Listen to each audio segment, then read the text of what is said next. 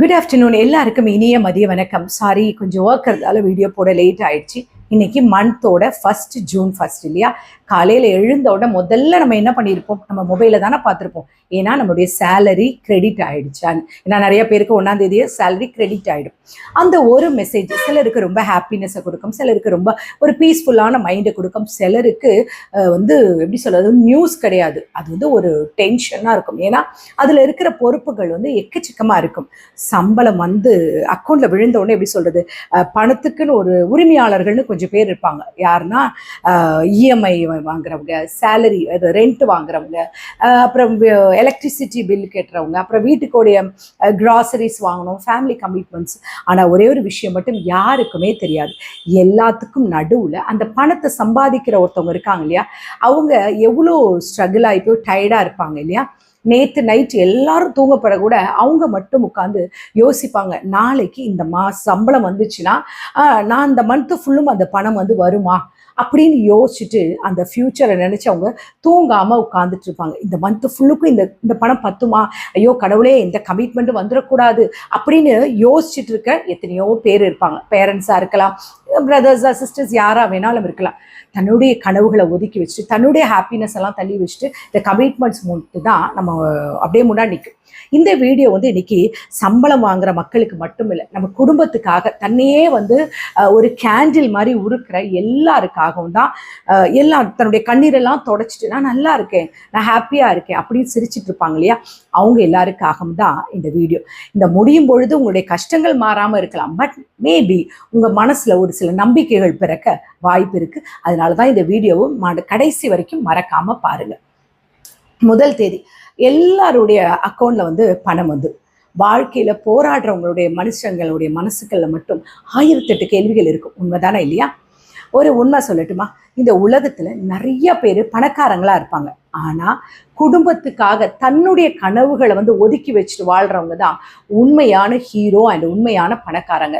ஒரு அப்பாவை எடுத்துக்கோங்களேன், அவர் சேலரி வரும் ஃபர்ஸ்ட் டே ஆகும்போதே அவருடைய கமிட்மெண்ட்ஸ் தான் யோசிப்பார்.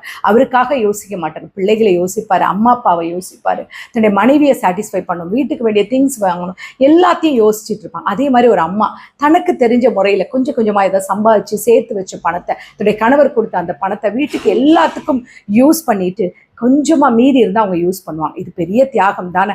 நம்ம வீட்டில் இருக்கிற பல ஹீரோக்கள் நம்ம வீட்டில் இருக்காங்க, நம்ம அவங்கள கவனிக்கிறதே இல்லை. அவங்களுடைய தியாகம் சொல்லவே முடியாது.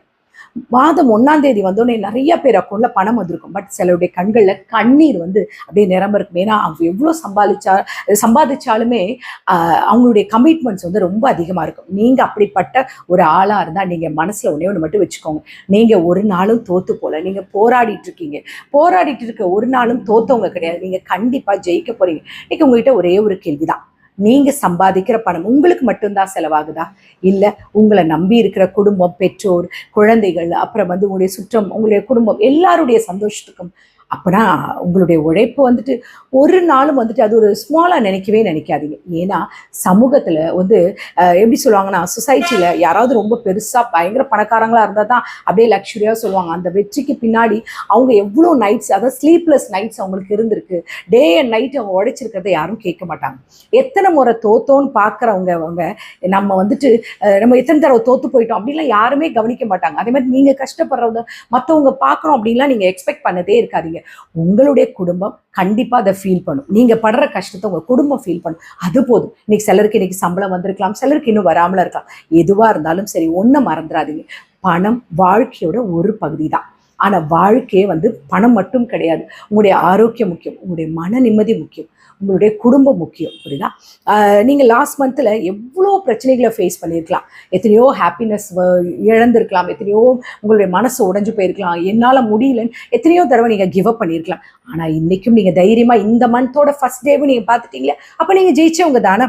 ஒவ்வொரு மாதமும் புதுசு புதுசாக பில் வரும், புதுசு புதுசாக செலவு வரும், புதுசு புதுசான சேலஞ்சஸ்லாம் வரும். ஆனால் நியூவாக ஓப்பனிங்ஸும் வரும், நியூ பிளஸ்ஸிங்ஸும் வரும், நியூ ஹோப்ஸும் வரும். ஆனால் முதல் தேதியின் உடனே நீங்கள் அப்படியே பயத்தோடு ஸ்டார்ட் பண்ணாதீங்க. இன்னைக்கு நம்பிக்கையோட பாருங்கள். நம்ம வாழ்க்கையில் இப்போ ஒருவேளை கடினமான சுச்சுவேஷன் இருக்கலாம்.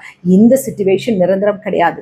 கஷ்டப்படுற ஒவ்வொரு மனுஷங்களுக்கும் நாளைக்கு கண்டிப்பாக இன்னொருத்தருக்கு ஒரு எக்ஸாம்பிளாக இருப்பீங்க. உங்கள் குடும்பத்துக்கு நீங்கள் கஷ்டப்பட்டு உழைக்கிறது உங்கள் குடும்பத்துடைய வளர்ச்சியை பார்க்கும் பொழுது நீங்கள் சக்ஸஸ்ஃபுல்லான மாதிரி உங்களுக்கு ஒரு திருப்தி வந்துடும் இல்லையா?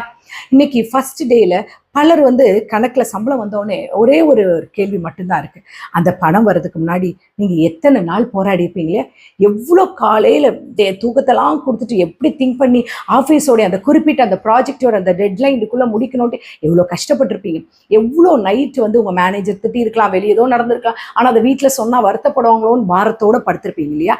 எத்தனையோ தடவை உங்களுடைய டிசைன்ஸ் எல்லாம் தூக்கி தூரமாக போட்டுட்டு அப்படியே ஒரு ஒரு ஒரு ஒரு பெயின்ஃபுல்லான ஒரு நைட்ஸ் எல்லாம் நீங்கள் இருந்திருப்பீங்களே. அது யாரும் பார்க்காட்டினாலும் பரவாயில்ல. உங்கள் கையில் இருக்கிற சேலரியை இந்த உலகம் பார்த்து உங்களை பெருசாக சொல்லலாம், ஆனால் அதுக்கு பின்னாடி இருக்க உங்கள் டியர்ஸை யாராவது பார்ப்பாங்களா? ஒரு ஒரு ஃபேமிலியிலூட எடுத்துக்கிட்டிங்கன்னா, ஒரு அப்பா தனக்காக ஏதாவது வாங்கணும்னு நினச்சா கூட தன்னுடைய குழந்தைக்காக பார்க்குறாங்க. ஒரு பேரண்ட்ஸ் தன்னுடைய குடும்பத்துக்காக பார்க்குறாங்க. ஒரு அண்ணன் தன்னுடைய கனவுகளெல்லாம் நிறுத்திட்டு தன்னுடைய ஃபேமிலி நல்லா இருக்கணும், அவங்க நல்லா இருக்கணும். சரி, டே அண்ட் நைட் எத்தனையோ பேரில் எத்தனையோ பசங்கள் நம்ம ஸ்விக்கியில் பார்க்குறோம். பார்த்தீங்களா, பெரிய பெரிய சாஃப்ட்வேர் கம்பெனியில் படிச்சிருப்பானுங்க, சாஃப்ட்வேருக்கு படிச்சிருக்க பசங்க கம்பெனியில் கிடைக்காம ஸ்விக்கியில் ஒர்க் பண்ணிட்டு இருப்பாங்க. எத்தனையோ சிஸ்டர்ஸ் தன்னுடைய வாழ்க்கைகளை தியாகம் பண்ணிட்டு தன்னுடைய குடும்பத்தை ஒரு ஹேண்டில் ஒரு கேண்டில் மாதிரி தன்னை உருக்கிட்டு இருப்பாங்க. அவங்க தான் உண்மையான ஹீரோயின்ஸ் இல்லையா?